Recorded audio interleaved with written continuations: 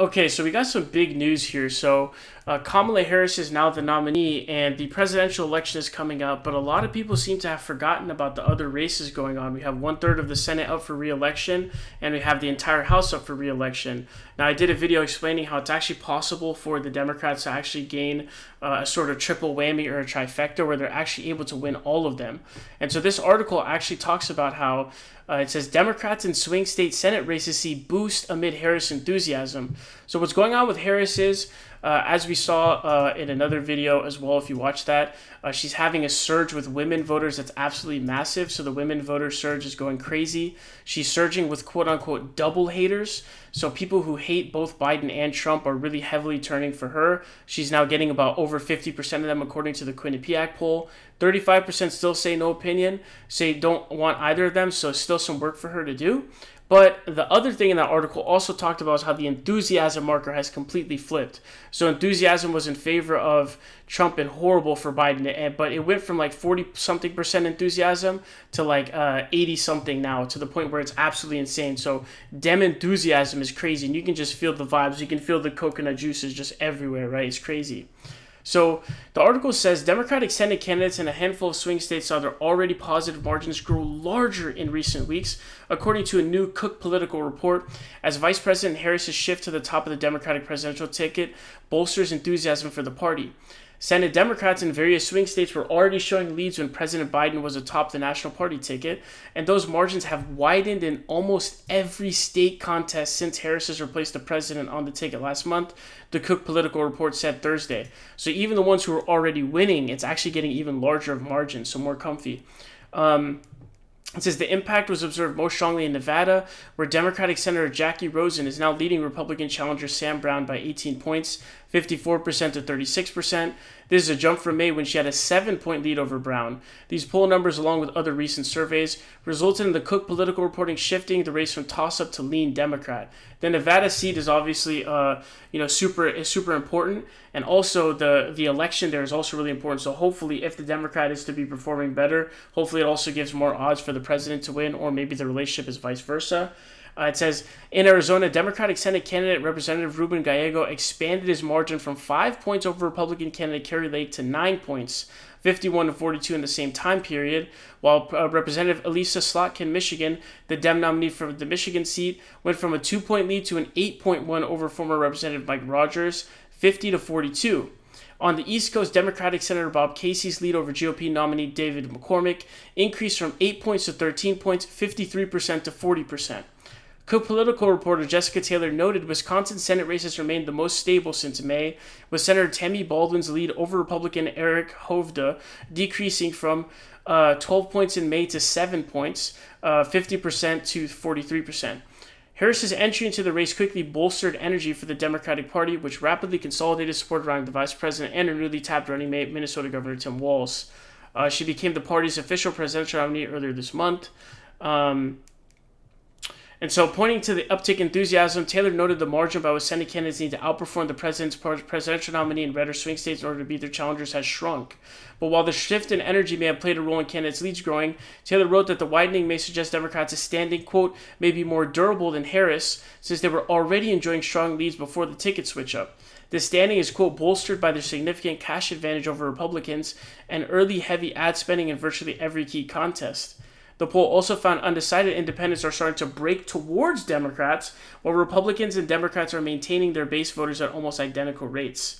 When the poll was taken in May across 5 battleground Senate races polls, 42% of independents were voting for a Democratic candidate, while 31% voting for the Republican. Now, Democrats have a 21-point lead, with independents splitting 53% to 32% for Democrats. The Cook Politico Summer Battleground Report poll was taken in collaboration with the BSG and GS Strategy Group among 2867 likely voters in AZ, Georgia, Michigan, Nevada, North Carolina, Pennsylvania, and Wisconsin. So what you can see is independents are actually shifting in favor of Democrats, not only with what it looks like is happening with the actual presidential election, but also with the Senate races as well. And these Senate races are super important because it's actually possible for the Democrats to actually get a trifecta. And so if we kind of take a look at this map here, if we take a look at this map over here, we can check what the map looks like for the Senate race here.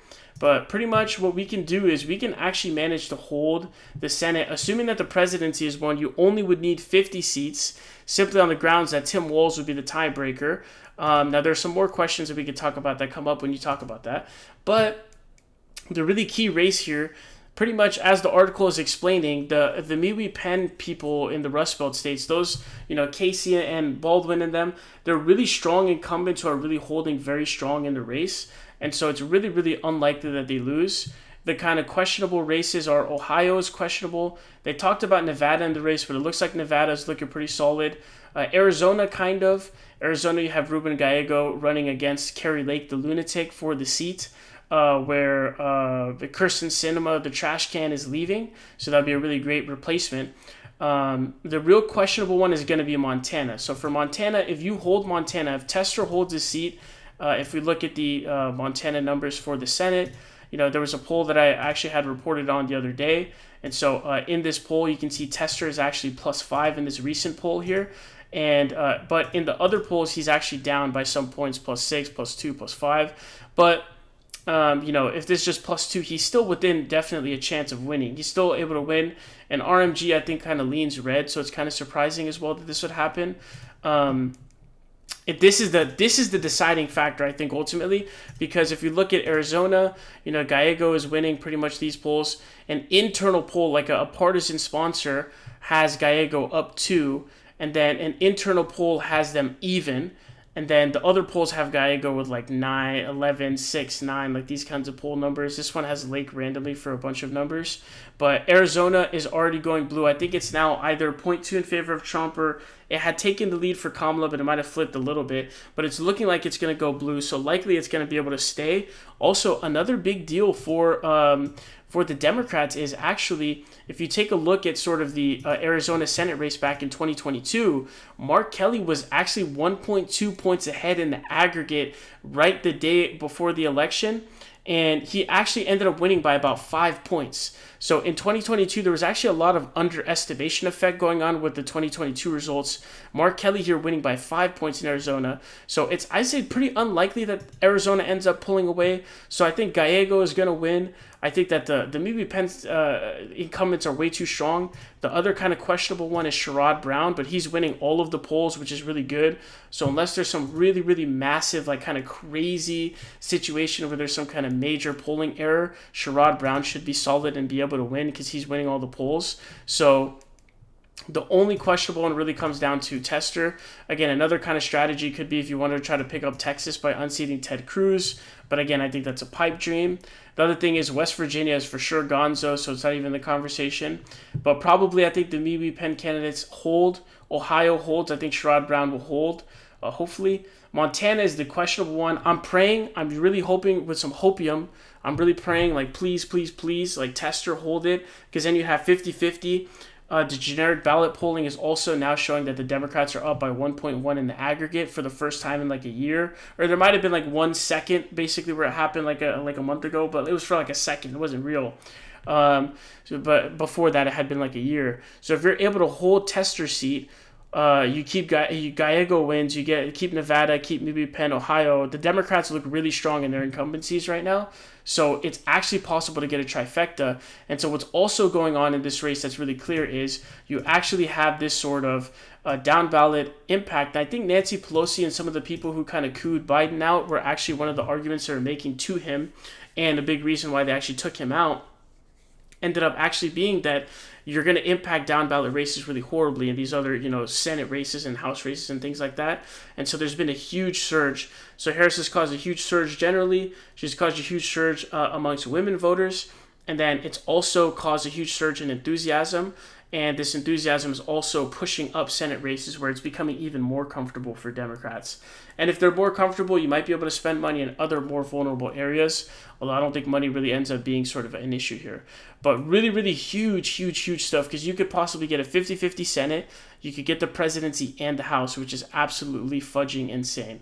So really good news to see here. Kamala Harris causing a massive surge in the Senate races. And the indies are flipping towards the Democrats, as you guys saw, with Kamala Harris as opposed to Biden in the Senate races. So pretty fascinating, downtrending stuff that you can see here.